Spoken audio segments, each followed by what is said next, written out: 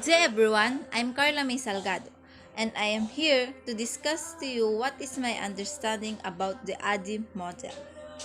Addie is an instructional design model that helps instructors, instructional designers, and training specialists plan and create instructions.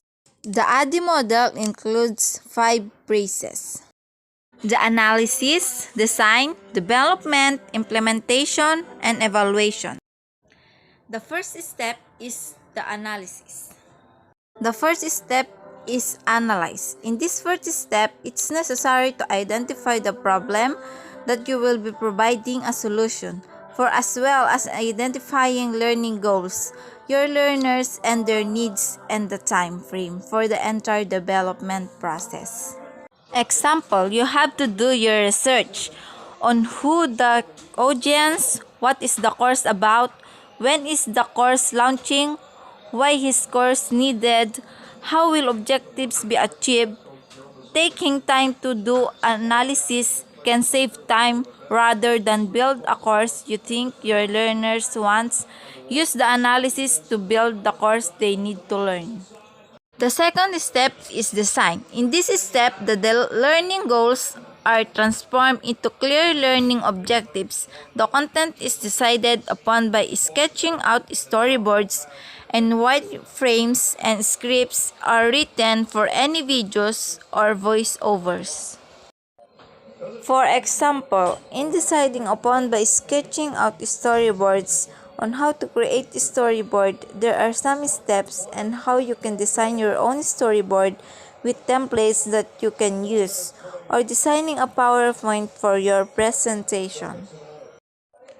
The third step is develop. In this step, the storyboards and wireframes are used to help create the actual content that will be used in the module. It's at this stage when videos and voiceovers are recorded and edited as well. For example, when I build courses, I like to add the image, audio, tips, etc. to my storyboard while prefer to gather assets in the development phase. In this step, be prepared to text and review frequently. Check for accuracy of content, the look, feel, flow of the course, and then you will be ready to implement. The fourth step is implement. In this step, the completed course of instructional activity is implemented in the classroom for students to use. This can be a pilot test or the actual launch of the course or instructional activity. For example, you have to check to ensure all content function and they can assess the content for giving a test or activity. Make sure that the learners can assess and understand the content. The fifth final step is evaluate. In this step, data is collected and reviewed. This is where you find out if the problem you are trying to resolve in the fact resolved due to the course or instructional activity that you implemented.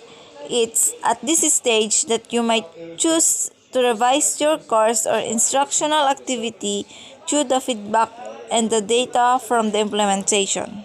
For example, during the evaluation, focus on if the course has met the goal for the course, implementing feedbacks from the learners, and potentially making content changes or updates.